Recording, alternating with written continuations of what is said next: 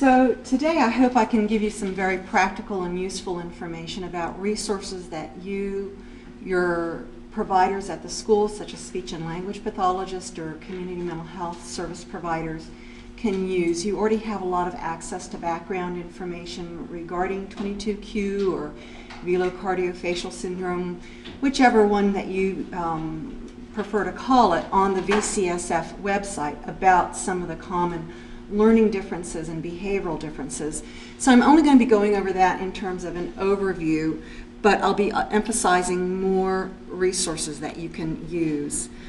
Why did I choose these particular resources? Most of them are backed by research. They show that the targeted symptoms have been improved using controlled studies. But these are not tested out on individuals who have 22q deletions, so I do have that caveat in mind. Also, there are how-to manuals that describe how to provide the intervention, or there may be interactive software to assist. And if there's no evidence base, I have chosen interventions and resources that are aligned with science theory to support their effectiveness and their accepted clinical practice. And finally, these will be pretty easily accessible to consumers and parents. Because these interventions haven't been tried specifically for individuals with 22q deletion, I cannot say that these are endorsements, but they are just resources for you to explore. And of course, the intervention may vary based on individual differences in the therapist, for example, how well families and the child follow the therapy recommendations, and different situational and genetic factors. The model that I'm going to be speaking from is a model that really considers 22q deletion as sort of the background, providing both genetic and biological vulnerability. There can be some variability in the biological systems, like the sleep-wake cycle, for example, feeding and elimination, for example, pain regulation, for example. And the psychiatrist will be spending a little bit more time talking about how to intervene in some of those biological systems, including some of the mental health problems. But what I'm really going to be talking a little bit about are resources to intervene on stressful life events, family stress, and the individual's psychological state. The reason for this being that we believe when stress is high, the biological interventions such as medication will be less effective, and that more effective treatments combine both medication as well as environmental impact and interventions. So I'm going to present these resources to you clustered around some of the major differences in individuals who have 22q deletion and what we can do about them. But everything must be taken in the context that these individuals have cognitive and learning differences. Notice I use the term learning differences as opposed to learning disabilities, because in the school there's a very specific definition of learning disabilities. And some of you may have children where you definitely think there are learning problems, but the school says, oh no, there's no learning disability, they just have a low IQ score. And that can be very frustrating for families that say, yeah, but they still need help. And many of the resources I will discuss with you, particularly in the areas of learning, can help people who even have, quote, low IQ scores. But definitely that has implications for whether or not your child will be eligible for special education services. Just keep in mind that learning disability is not the only category under which your child can be served. They can be served under speech and language impairment, other health impairment, and other kind of eligibility conditions. Well, let's talk first a little bit about some language issues. As we know, velopharyngeal dysfunction is prevalent, and that often is associated with difficulties learning to speak. In fact, in children under the age of 5, receptive language is better developed than expressive language most often. And there are a number of children who tend to be nonverbal until the age of about 3 years. They have poor accuracy in developing the sounds of speech, and some have what's called verbal dyspraxia, or problems with the motor planning to produce the speech sounds. And among older individuals, the pattern reverses, where expressive language tends to be a little bit better than receptive language. So what can we do about that in terms of intervention? Well, there's a really great review program called the Cochrane Reviews. And in 2003, they reviewed the general effectiveness of speech and language interventions. And they basically showed that speech and language therapy is effective for children who have phonological, that's producing the sounds of speech, or vocabulary difficulties. They also show that if you include children who have normal language development in the interventions, that improves outcome. They also showed, get this parents, that if you are trained, your intervention is as effective as a trained speech and language pathologist intervention, but you have to be trained.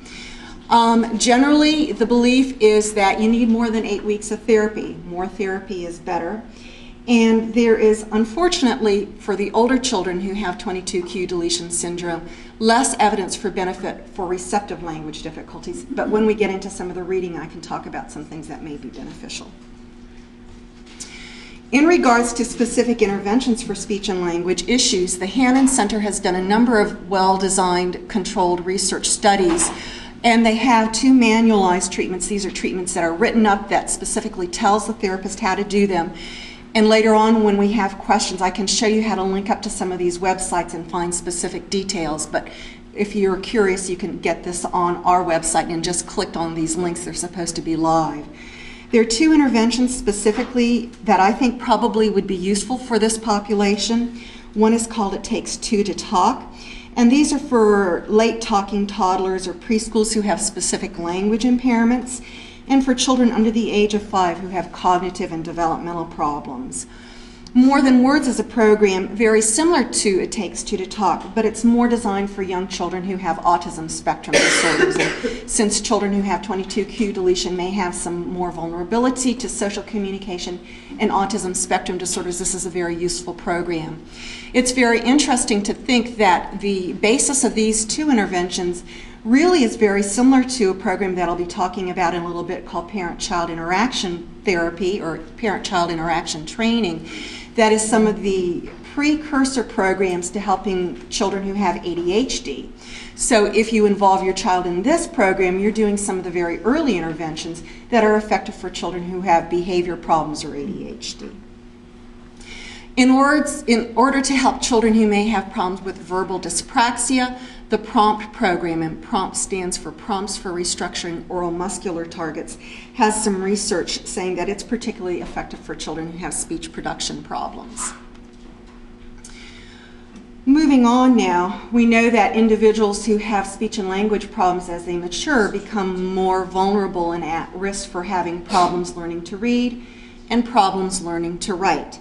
In individuals who have 22q deletion, generally their ability to sound out or decode words is better developed than their ability to comprehend. We do have some information about the general effectiveness of reading interventions, and what we have shown numerous times, but I think this particular quote is extremely powerful and it's why I provide it, is that typical public school intervention for children with reading disabilities can be most accurately characterized as stabilizing their degree of reading failure rather than normalizing or remediating their reading skills. So the programs that I'll be presenting to you today are really more designed to remediate and improve reading skills than just stabilize rate of reading failure. We have come a long way in the science of knowing how to intervene with individuals who have reading disabilities, and indeed teaching reading is rocket science. We know that there are 5 essential elements to effective intervention. These include phonemic awareness, or the sounds, being aware of the sounds of speech and how to manipulate them. Phonics, reading fluency, that is indeed the speed of reading and reading accuracy. Vocabulary and comprehension. We also know that intervening earlier, that is before the grade of 3, is more effective than intervening later, and we can probably get better benefits if we intervene before 3rd grade than intervening by like 5th or 6th grade. There was one currently in progress, very well-designed national research study that pitted several specific reading curriculum against one another. This is called Power for Kids. It is still underway. It took place just outside of Pittsburgh, Pennsylvania, and involved 27 school districts and 50 schools with children in grades 3 and children in grades 5. The total number of children was over 700 who participated. Children participated in these reading interventions for a total of about 90 hours, 5 days a week, in small groups of about 3 children in each small group for about 50 minutes per session. The reading programs that were used are called Kaplan Spell Read, which when they used this study had a different name because it was bought up by Kaplan. It was formerly called Spell Read Ph.D. for Phonological Abilities Training. The Wilson reading system, which was modified from its original version. The corrective reading system, also modified from its original system, and failure-free reading. What this research project showed was that Kaplan's Spell Read improved the reading skills of both 3rd and 5th graders. Wilson reading and corrective reading improved the reading skills of 3rd graders. Among 3rd graders, Kaplan reading increased the performance of students by about 12 percentile points, and Wilson reading increased their performance by about 12 percentile points. So they were about equal to each other for 3rd graders. But for 5th graders, there was an increase of 7 percentile points for Kaplan's Spell Read. And as I said, there was no benefit to 5th graders for Wilson reading or corrective reading. What's important for you to know is that failure-free reading, which is sometimes used here in the California School District, in this particular study showed no gains. But if you go on to the failure-free reading website, they say that they have evidence from research that they are effective. So you have to be very, very good consumers of research, which is part of why I've tried to pull this presentation together for you. One organization that try and help summarize some of the research studies, particularly about reading interventions, is the Florida Center for Reading Research Reports. I think this is a really beneficial website to share with your children's special educators because it can help them select effective reading programs that their school system may use. One program that typically is not used in the school system but is used privately that does have evidence based in terms of its effectiveness is the Lindemood Bell Learning Processes. This is a program that many parents will have to pay for out of pocket though. Going on to the next area of academic weaknesses is mathematics. Mathematics tends to be both a weakness individually as well as normatively, and people tend to have problems both with paper and pencil arithmetic as well as with solving math problems, word problems. Is there a question I can answer for you? I wanted a little clarification on what normative means. Normative means relative to the broad span of normal. So when you look at an individual, we all have things that we're good at and things that we're not so good at. I'm terrible at math, for example. I still add on my fingers. But I'm pretty good when I'm not overly flooded with anxiety with speaking, okay? So my personal strength would be speaking. My personal weakness would be math.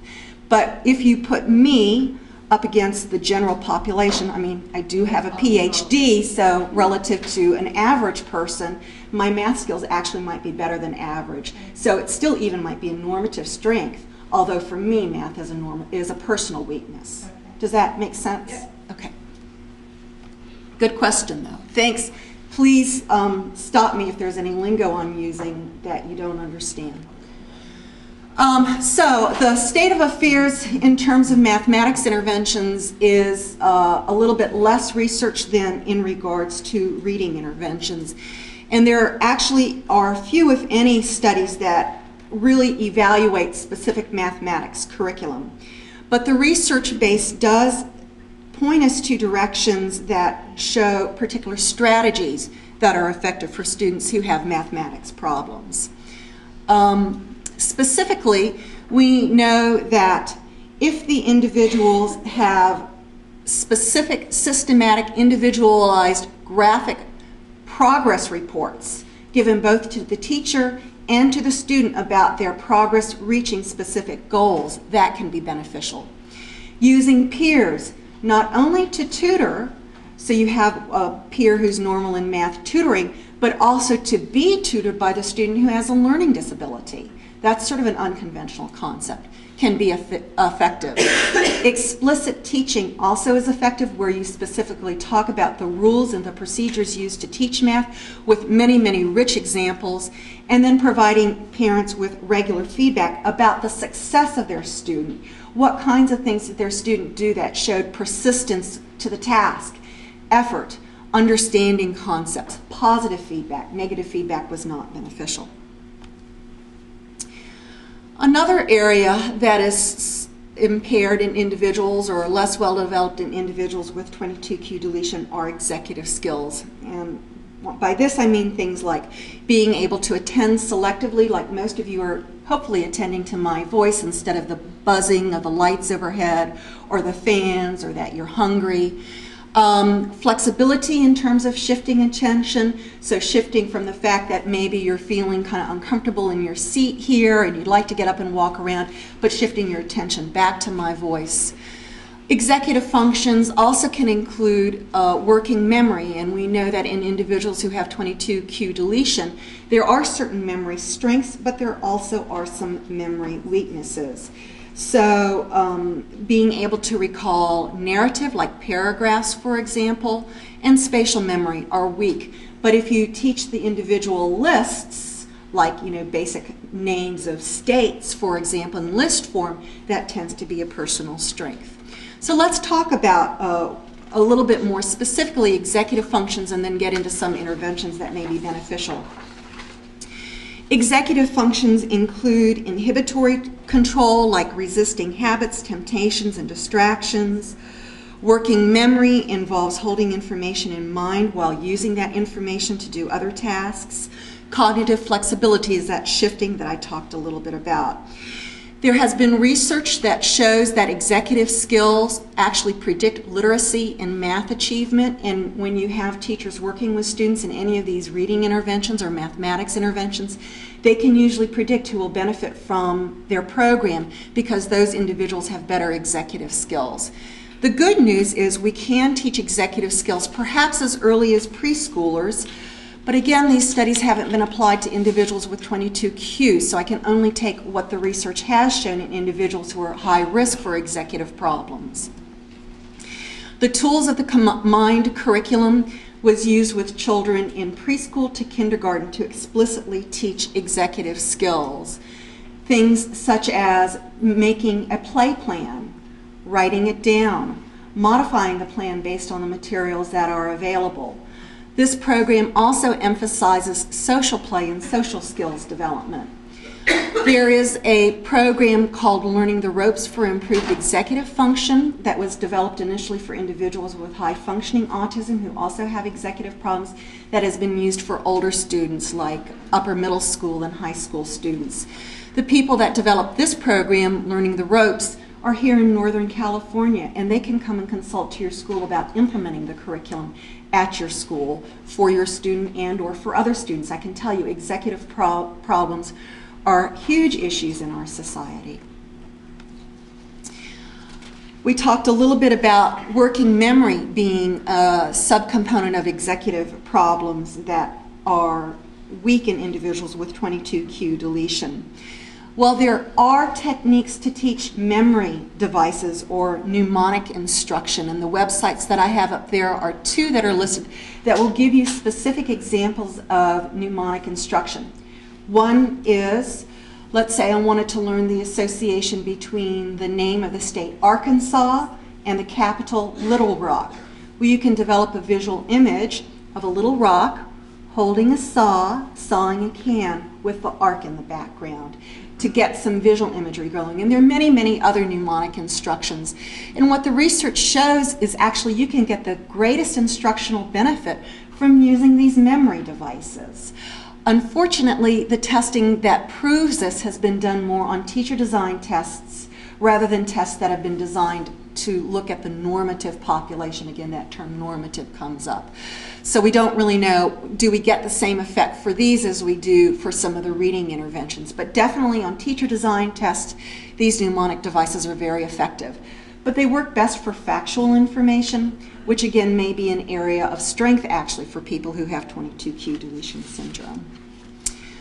Okay, another area of weakness tends to be in regards to fine motor dexterity, handwriting, for example. And so there are some programs that are beneficial also in this area. Most of you who have children who have handwriting problems that have been getting OT services may be familiar with the Handwriting Without Tears program. Well, although they themselves say they have evidence-based research to show that program is effective, when you actually look at the research, it's not been published in peer reviews. It's only been master's thesis studies. and their programs did not produce any greater benefit than standard programs offered through the school. Virginia Berninger's work out of University of Washington, however, does have a stronger evidence base for it, and you can access some of her information on the website there. Basically, what her program uses is visual cues to help children learn how to form the letters. These visual cues are arrows going in specific directions that are numbers so the child knows what stroke to make first and in what direction. And then they have the innovative, it's not really innovative, you'd think people have thought of this before, covering up the letter and having the children practice it from memory without actually seeing it. In regards to mental health concerns, there are a number of good interventions that are out there now for children who have mental health problems. And I think it's particularly important to tell you about these. We know that individuals who have 22q deletion can have a greater preponderance of internalizing problems, anxiety, depression, withdrawal, bodily aches and pains, which is referred up to here as somatic complaints. But it's important to know that anxiety can masquerade. Most of us, when we think about anxiety, are thinking about a person who may withdraw. But if you think about anxiety, let's say in a deer who's out in the woods, what might the deer do? They might flee, they might run away, they might freeze like a little fawn hiding behind the bushes, or they might actually fight like the mother deer trying to protect her baby deer from a predator.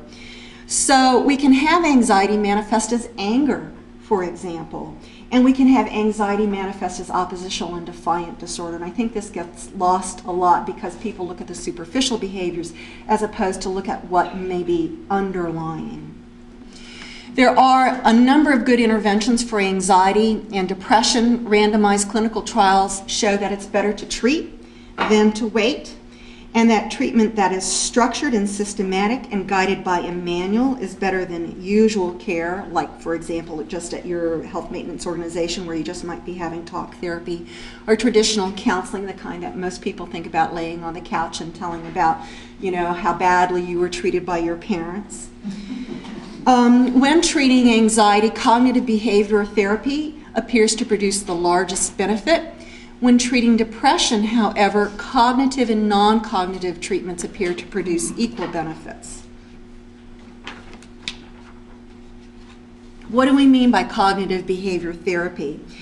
Well, the aims of cognitive behavior therapy are to help the person change their thoughts and their attitudes that are not helpful, to help increase and improve skills like through role modeling or rehearsal, for example, to desensitize you to things that make you anxious, and to change behaviors to ones that are more rewarding, such as using scheduled pleasant activities to change mood.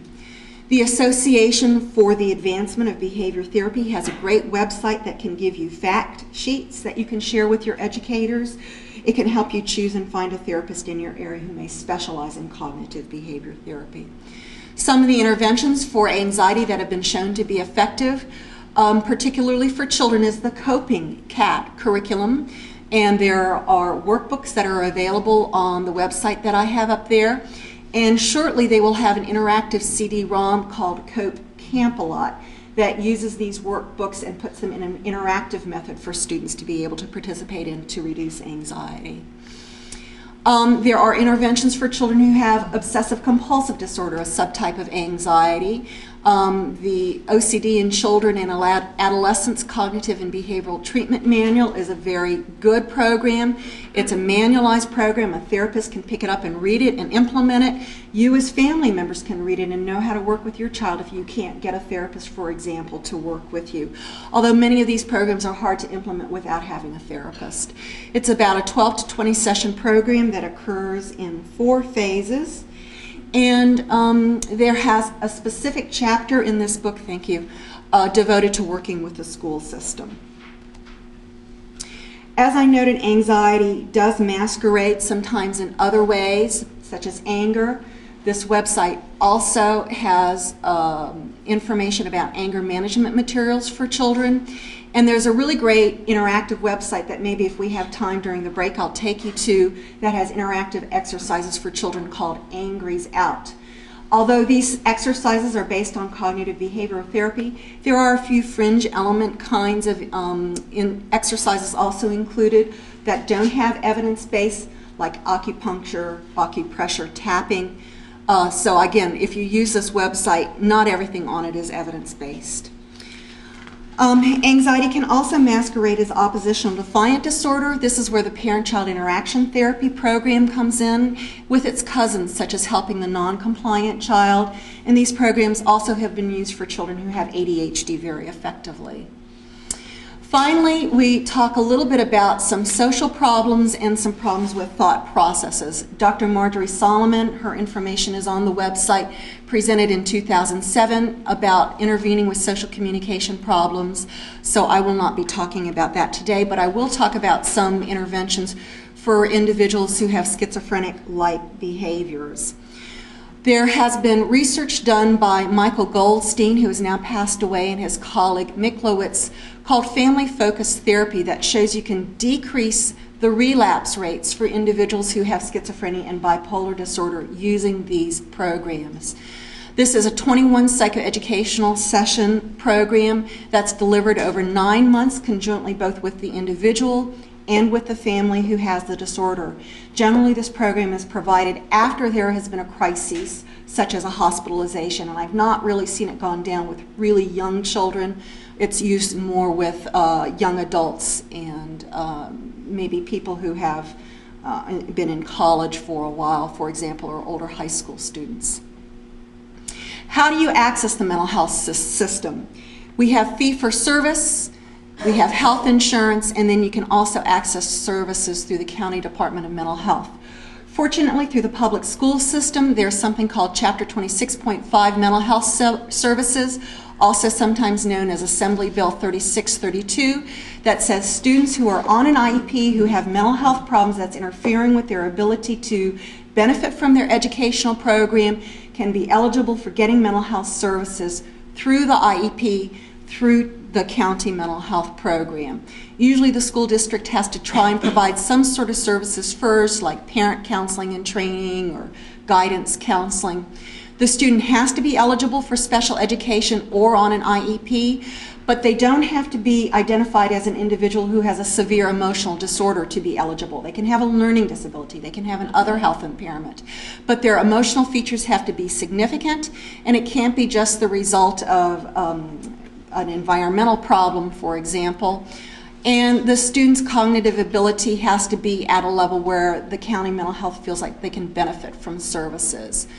Students access these services through the IEP process, but the parent also can write to the school, like to the school psychologist, and request that the child be evaluated for the Chapter 26.5 mental health services.